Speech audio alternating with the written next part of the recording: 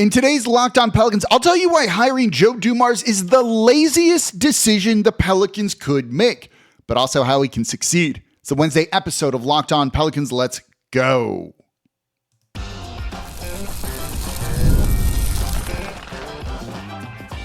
You are Locked On Pelicans, your daily New Orleans Pelicans podcast, part of the Locked On Podcast Network, your team every day.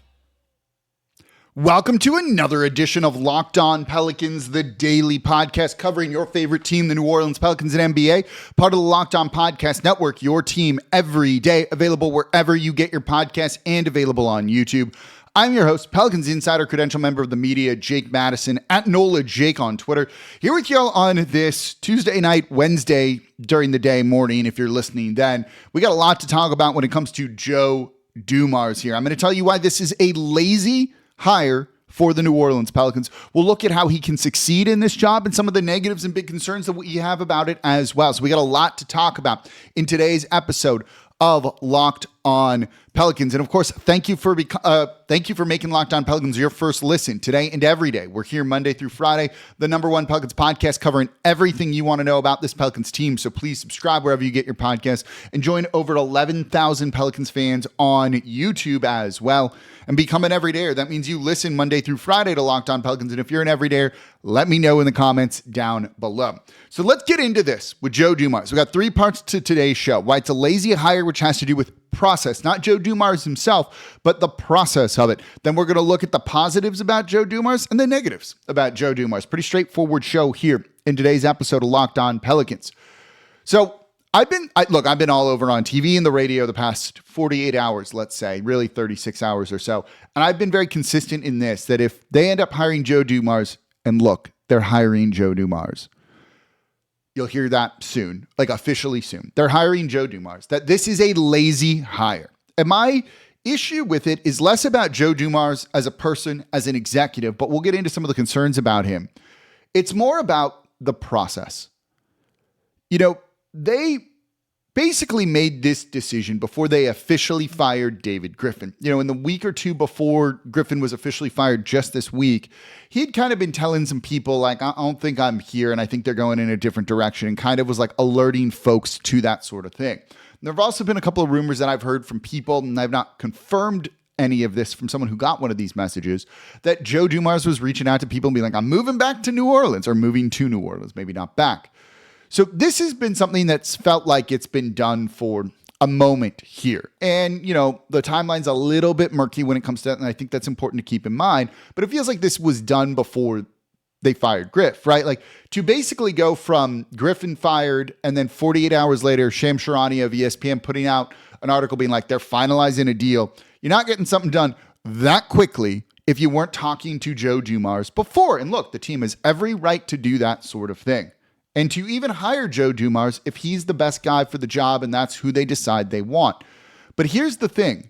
Did they actually interview anybody else?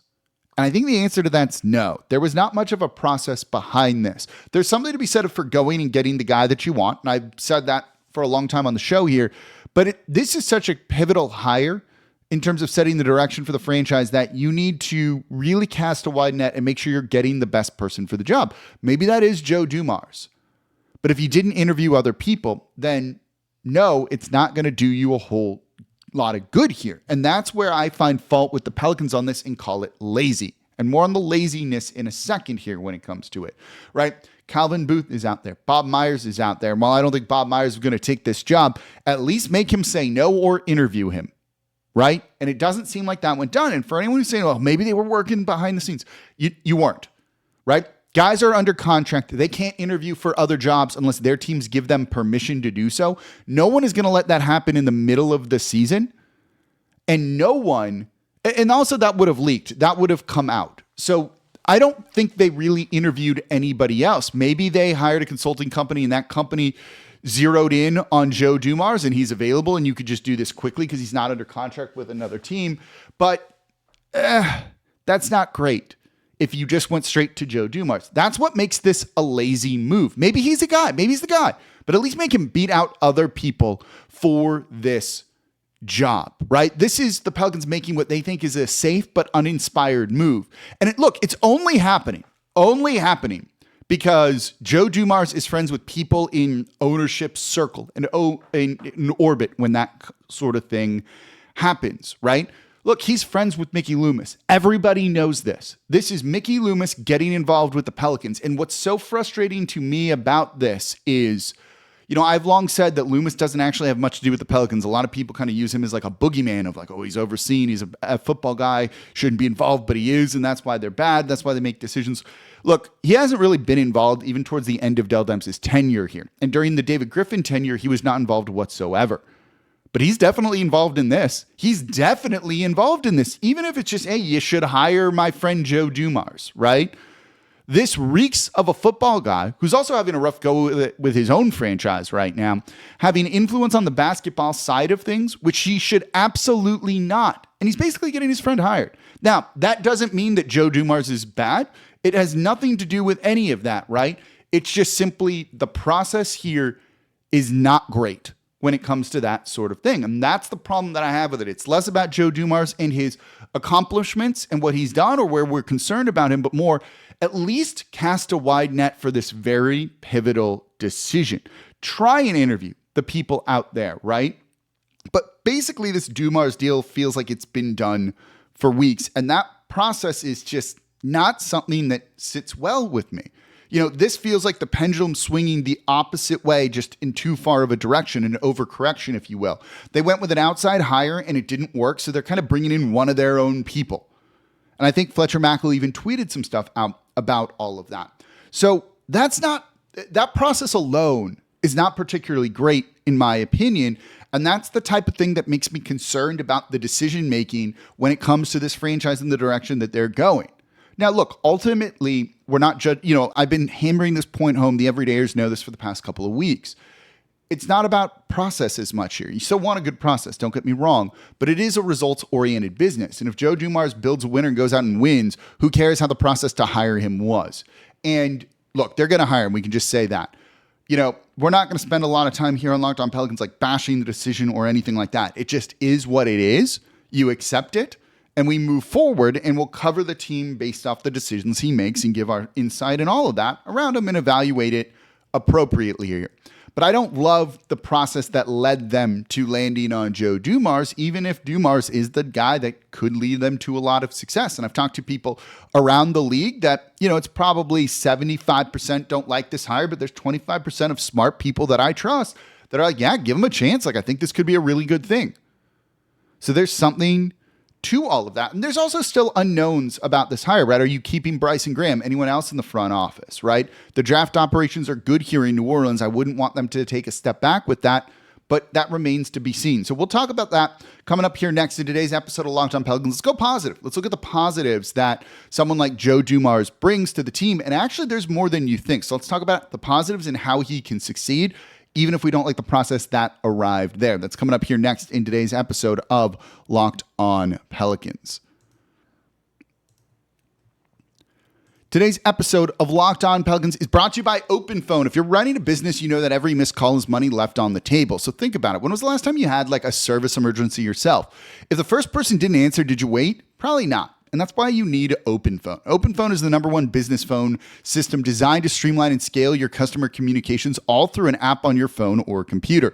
I love that you don't need to carry two phones with OpenPhone. You can manage business calls and texts from one app, whether you're at your desk or on the go. My favorite feature is the shared inbox. Your team can jump into any conversation without missing a beat, and they have AI call transcripts and summaries to save you time on follow-ups and ensure you never lose track of customer interaction.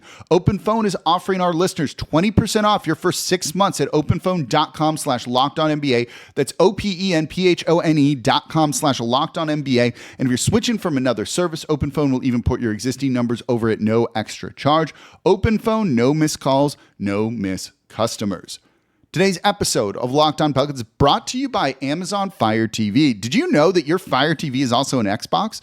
Turn any TV in your gaming and entertainment hub with a Fire Stick. Turn your TV into your gaming hub. There we go. With Fire Stick with Fire TV Stick 4K devices, no console required. Just grab your paired controller, subscribe, or sign in to Xbox Game Pass Ultimate with EA Play included, and you're ready to play. Dive into hundreds of premium titles from EA Sports College Football 25 to Call of Duty Black Ops 6 and Avowed as easily as you stream your favorite TV shows. It's gaming made simple, and it's all on your Fire TV. With 4K streaming, you can watch more than 1.5 million movies and TV episodes from your favorite subscribed services like Netflix, Prime Video, Disney Plus, Max, and more.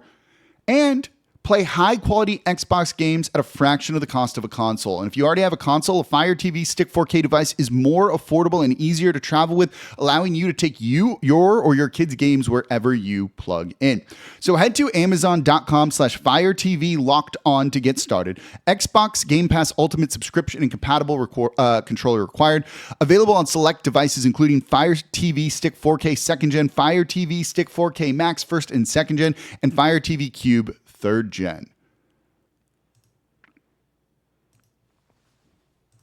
And thank you for making Locked On Pelicans your first listen today and every day. We're here Monday through Friday, the #1 Pelicans podcast, covering everything you want to know about this Pelicans team. So please subscribe wherever you get your podcast and join over 11,000 Pelicans fans on YouTube as well. And don't forget about the daily Locked On Pelicans newsletter. We got a lot to cover this offseason. We're not even touching the draft this week because of all of the news around the team, and we're going to do an episode on Zion Williamson tomorrow and his future here. But if you want to keep up to date without listening to all the shows, please listen, but also get it in your inbox and support the show that way. You could win big prizes. Subscribe between April 7th, which is already past 2025, and April 30th, 2025, for a chance to win one of these amazing prizes: a $2,500 Best Buy gift card, a $300 Game Time gift card, and $200 to Fanatics. So get exclusive insight into free agency, draft coverage, and team updates delivered straight to your inbox. Join the Locked On Pelicans daily newsletter. You can subscribe by clicking the link in the description below or going to lockedondaily.com. So let's get into positives around Joe Dumars. We just went over the process and the situation, and look, I don't love that. But if Joe Dumars wins, who cares?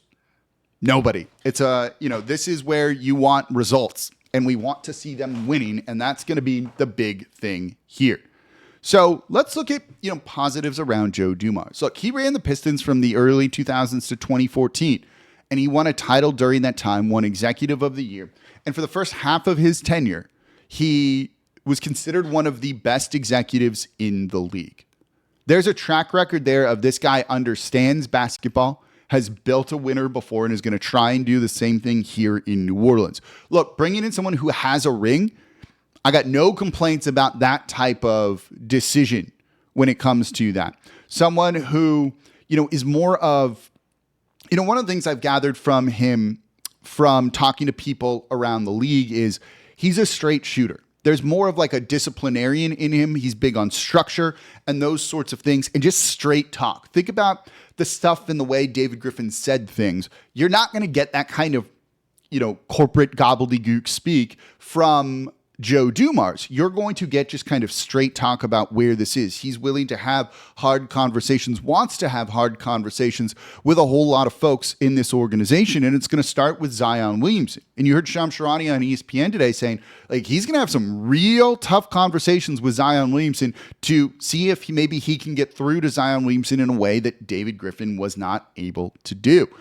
And even Brian Windhorst was on there saying this is someone who's going to come in and at least have respect of everyone in the building. Whereas maybe if you were to bring in a younger executive, an unproven executive, something like that, they wouldn't command that kind of respect, right? When Zion Williamson came to this organization, and while David Griffin had won a title, that's an important thing to keep in mind. Did they have the respect towards the organization where you're like, you're the freaking New Orleans Pelicans. I don't care. You can't tell me what to do kind of thing.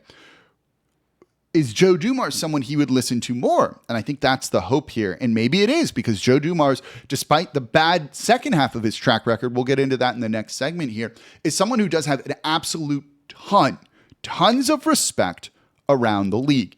And look, with any hire, it could be Bob Myers, it could have been Calvin Booth, it could have been, another young up-and-coming front office exec, it could have been, Bryson Graham or any of those guys. There's a level of unknown, right? We thought David Griffin was going to do really good things here. He won a title in Cleveland, and it just didn't happen. Anyone they hired could easily fail at this job, and anyone they hired could do well. We just do not know, and there's nothing to say that the future for Joe Dumars is written in stone already, and I think that's an important thing to really keep in mind. We're still rooting for Joe Dumars to succeed, even if I dislike the process around it and some of the stuff on his resume. A big part of what I think he's being brought in to do as well, from what I've been told from people around the team so far, and again, there's still a lot of unknowns, is that they want him on kind of a high-level overview, not making the day-to-day decisions. Build a staff. We'll see if that remains keeping some of the people they have or bringing in new folks. And look, he's not been a lead executive for 11 years. He's not really been working in a front office for 11 years. I don't know if he's got people he's like, I rely on them. That's my right-hand man. I'm going to bring that person in. So you could see them retain someone like Bryson Graham or other people in the front office. But also I'm hearing some things that maybe it's going to be completely cleaning house there as well. And he's going to hire his other people. And that could be a positive or negative depending on how you want to kind of view it here. So the plan is for him not to make the draft decisions the day-to-day, but kind of go about putting people in their role, setting the overall direction and tone, and letting those folks go out and execute it, which is how I want this organization to operate. So from that perspective, if that's what his goal is, even if I don't like him as the one making the draft choices, if someone else is doing that, you can kind of get behind all of this if he's in more of like an overseer kind of role, more management only kind of role. He's also someone that has tons of connections around the league. Working in the league front office. Look, his league front office stuff was levying fines on players and things like that, but he has tons of connections around the league. There's no one who won't answer or listen to Joe Dumars if he calls and talks, to the point where he does it with 2 phones. I'm always going to make jokes about that. So someone having connections around the league like that, and good positive connections and positive respect, I think is something that you could leverage, and that could be a really important thing. And when you look at his tenure in Detroit, when he built that 2004 title winner, you look at that, right? Like, not an all-star really on the team or anything. It was kind of, you could call it a fluky title winner, but that Detroit team made 6 or 7 straight conference finals, multiple NBA finals as well, winning one of them. Kind of going against the grain like that and building a contender in a very different way. Look, maybe that's the type of attitude that New Orleans needs. If you're going to just be like, let's go with all the big trends here. Now, that's not to say don't use 3-point shooting and things like that, but to do something slightly differently and just having a different thought process from what the rest of the league is doing, look, might fail. But maybe that's exactly what like a small market kind of needs, just a really fresh approach to come in and do things in a bit of a different way and see if that gets you further. If you're trying to do the exact same thing the Warriors and all these other teams are doing, the Nuggets, the Grizzlies, all the top teams, that's probably not going to get you like enough separation to be better than them. You probably just have to be different, right? So that, to me, is maybe something that they kind of need with all of this. And again, he has a proven track record where when his first half of his tenure there in Detroit is outstanding when it comes to that sort of thing. And because he's been around the league, I don't think, one of the questions I get asked a lot about him, or have for the past week, not week, but really 24 hours, is like, is the game passed him by? Look, I don't know. I don't know for sure. There's no way to really answer that sort of question. We'll find out. But he's been around the league. This is someone who has been actively involved in the NBA, is seeing trends, and is not dumb. He's not a dumb person, right? That would be stupid for anyone to say. I'm sure he's aware of how you win and seeing the NBA champions and how to go building that sort of thing. Because it's one of those things where like, of course, that's the case, right? Like, everyone sees what you've got to do. And I don't think he's going to be so stubborn that he's like, I'm not going to do anything like that.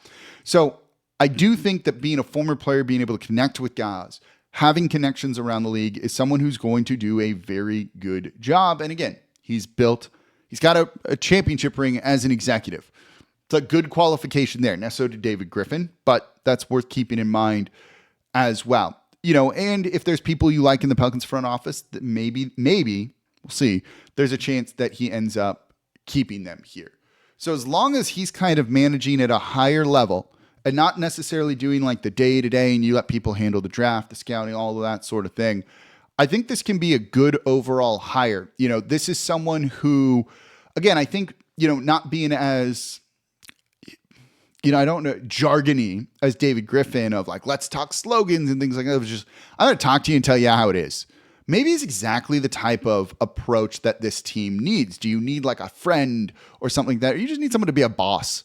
And maybe that's a more important thing right now when it comes to this organization and trying to kind of instill something different with what's going on. So there's reasons to like this hire. There's reasons to like this hire, I think, and to think that it will succeed, assuming that the rest of the people brought in are people that are going to do good. So with anything, it could go good, could go bad. We're going to have to wait and find out. Like I said in the beginning of the show, I'm going to kind of move on from being negative about it, because what's the point of that, right? Sitting here and being like, Gail Benson needs to sell all this. One, she doesn't. And two, it is what it is. You just kind of have to accept some of this stuff. You're going to have to accept that Joe Dumars is running the team. If you don't want to watch games, that's fine. I completely understand it. I'm going to keep doing the show, and we're going to be positive about it, because I think that's the important thing to do when looking at this. Otherwise, what's the point? If we're all miserable, why are we doing this? So just, I don't know, you embrace it and you kind of move forward. But there are some negatives, and there's big concerns that I have going forward here, including a quote from an executive on a rival team when it comes to this sort of thing. So let's get into that, and that's coming up here next in today's episode of Locked On Pelicans.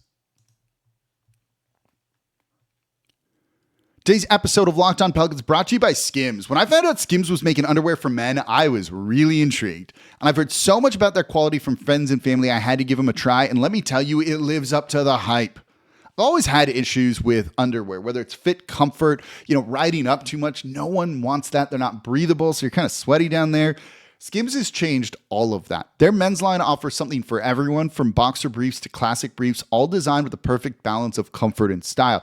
I get on planes a lot. I fly, and you're on a plane for 4 or 5 hours. Like, you gotta be comfy, right? You gotta be comfy. So I love the 5-inch stretch boxer brief. It's breathable. It allows me to move around if I'm running late to catch my plane, while also just being comfortable sitting down. I can wear it from the office, immediately change and go to the gym, have it on. It just works. Whether you're out running errands, whatever it might be, that lightweight material feels amazing. It almost feels like you're wearing nothing at all. So you can shop Skims Men's at skims.com/LockedOnNBA. I'm wearing a pair right now. And Skims stores, let them know we sent you. After you place your order, select podcast in the survey and select Locked On Pelicans or Locked On NBA in the drop-down menu that follows over at skims.com/LockedOnNBA. And thank you for making Locked On Pelicans your first listen today and every day. We're here Monday through Friday, the #1 Pelicans podcast, covering everything you want to know about this Pelicans team. So please subscribe wherever you get your podcast and join over 11,000 Pelicans fans on YouTube as well. And become an everydayer. That means you listen Monday through Friday to the Locked On Pelicans podcast. And if you're an everydayer, let me know in the comments down below. And for your second listen today, it's Locked On Saints. What the heck is going on with Derek Carr, and are they drafted a QB? Those are the biggest questions I have when it comes down to that Saints team. And Ross Jackson of Locked On Saints is covering it all for you. Part of the Locked On Podcast Network, your team every day. Make them your second listen today. So look, we went over it's a flawed process to hiring Joe Dumars, but ultimately that might not matter. If the positives outweigh the negatives and he builds a winner, that's great. We're going to have more on that the rest of the week here, obviously. We just went over the positives. Went against the grain, won an NBA title, has great connections, is very much a people person, is what it sounds like, but can just shoot you straight. I like that approach. That's the type of guy I want running the team. But there are some negatives too. And there are things that I am concerned about in a very big way, beyond just the process, right? Look, he won a title. He led Detroit. He's got like 7 50-win seasons there in Detroit. It's a really good track record. But the latter half of his tenure was bad. And when you look at that Detroit Pistons team in 2014, the real final couple of years there, it really did look like the NBA had kind of passed Joe Dumars and the team building by. You look at everything he did in the first half is fantastic. Then literally everything he did after that is an absolute disaster. Head coaching hires, disaster. Free agents, disaster. Trades, bad. Drafting, abysmal, right? Look, this is a guy who, after LeBron James, chose Darko Milicic second over Carmelo Anthony, Chris Bosh, and Dwayne Wade. There's 4 Hall of Famers, easy Hall of Famers in that first 5 picks, and he chose the one that was a massive, massive bust. That's not ideal, and truthfully, that's like that one of those marks that's just almost a disqualifying thing in my opinion. And keeping it in the theme of the draft here, this is not someone who is drafted well. Not someone who is drafted well. Far, far more misses than hits when it came to the draft. And that's why he kind of built the Detroit Pistons, that title-winning team, in a bit of a weird way. In a small market like this, you got to draft well. You have to draft well. That's how you're going to build the team up and try and become a consistent, sustainable winner in a small market. It's through the draft. And the Pelicans, I think when you talk to people around the league, feel their drafting, other than 1 or 2 years in the beginning, has been really, really good. There's been some misses, Kyle Lewis Jr. and some of those other picks. But look, when you hit on guys like Trey Murphy, Herb Jones, undrafted guys like Jose Alvarado, Najee Marshall, and other players, like that goes a really long way towards stabilizing your franchise in a positive direction. Yves Missi being another guy that looks like he'll be in the rotation going forward. You need those kind of guys. And I don't trust Joe Dumars when it comes to the draft. And that's my biggest thing here. If they're hiring him kind of be that higher level over a GM, but the GM kind of handles the scouting, the day-to-day, the draft picks, I really hope they keep Bryson Graham because he's done a very good job with all of that. And you maybe have to imagine if he himself, Bryson Graham, is weighing his future or not, if this is what he wants. You have to be good at drafting here. And Joe Dumars has not proven that. Every other things he's proven, that is not something that he is proving when it comes to it. Look, I also have concerns that this is going to be ownership meddling a little bit too much into this sort of thing. I don't think Willie Green has to be fired. I think I've defended him more than most people do, just given that he hasn't been able to coach a healthy roster or anything like that. So is anyone going to have success? Would Popovich have had success? Would Spoelstra have success? Probably not in that regards. And so the fact that Willie Green has never lost the team, sure. But the decision to keep him or fire him should come from Joe Dumars himself and not be mandated by ownership or anybody else in this capacity. And it doesn't feel like that's the case here. It seems like Willie Green's coming back for another year. And maybe it's just a holdover and then you find your coach in a year as you kind of go through a weird transition year next year. But I don't see the point of that. And we'll look at that, in its own show when it comes to that sort of thing. Is Joe Dumars allowed to truly go and execute a vision he might have if there are some mandates from ownership that he has got to follow? And the answer to that is no. I don't like that. I don't like that at all when it comes to it, right? When you look at front offices around the league, they're better than they've ever been before. They're better than they ever have been before. So even if you get a mediocre person, we don't know what Joe Dumars will be yet. He could be good, he could be bad, he could be somewhere in the middle. If you don't get one of those top end people, you're behind the 8 ball, especially in a small market, and you're going to be worse than other teams will. You need every sort of competitive edge and advantage you can get. You really better hope that Joe Dumars is that, but kind of based on how the second half of his tenure in Detroit went, it is a valid question if that's going to be the case. It's a very big question if that's going to be the case. And, I think one of the biggest, call them negatives or red flags in this sort of thing is no one's tried to hire him for a role in 11 years. You had a cup of coffee where he was like interim for the Kings for a month and then it was like chief strategy officer, whatever that means.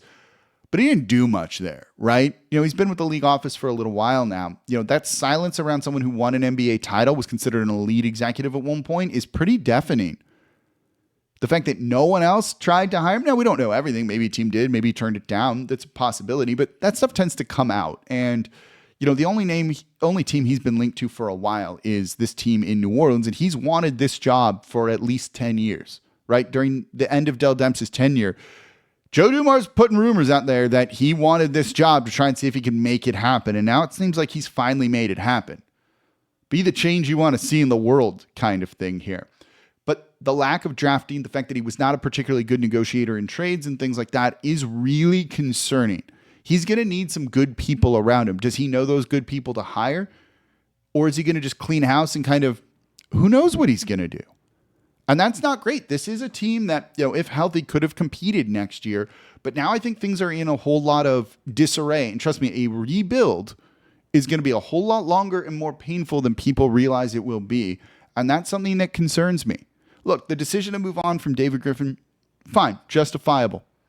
Absolutely. Don't really have a problem with that at all. But to just jump to Joe Dumars concerns me. But there are positives there too, and we're going to be hoping for the success. So we're not going to harp on this too much. This was probably one of the more negative shows I've done in a while when it comes to it. And it's the facts. That's how I feel about this move. We'll get kind of some more answers in the next day or so as things are confirmed. And then eventually there will be a press conference for him where we can ask him some questions, and I will be there. So we'll get some more clarity into the process, into kind of what the vision is and how things are going. And we'll kind of evaluate it based off of that. But my initial reaction opinion, which a lot of other people in New Orleans and around the league share, is this is questionable. It was a questionable process to hire him. It's questionable to hire him, but there are reasons to believe in it. And that's what we're going to hope for, right? What else can you do? Because he's being hired. It's being hired. It's as simple as that. I can tell you that. So let's see if the team can keep going in a forward direction. There's reasons to be optimistic. We'll look at those, and if bad things happen, we'll evaluate those too and talk about it here on the show in a really fair way when it comes to all of it. We try and stay balanced here on Locked On Pelicans. So we'll see, y'all. I think it's a lazy hire. That won't change, but that won't matter if they win. That's what we're here for. So that's going to do it for this episode of Locked On Pelicans. As always, I appreciate y'all so much for listening. As always, I'm your host, Jake Madison, at NOLA Jake on Twitter. This is the Locked On Pelicans podcast, part of the Locked On Podcast Network, your team every day. Be back with y'all tomorrow. We got to talk a little bit about Zion Williamson. We'll probably get some other official news. See y'all next time.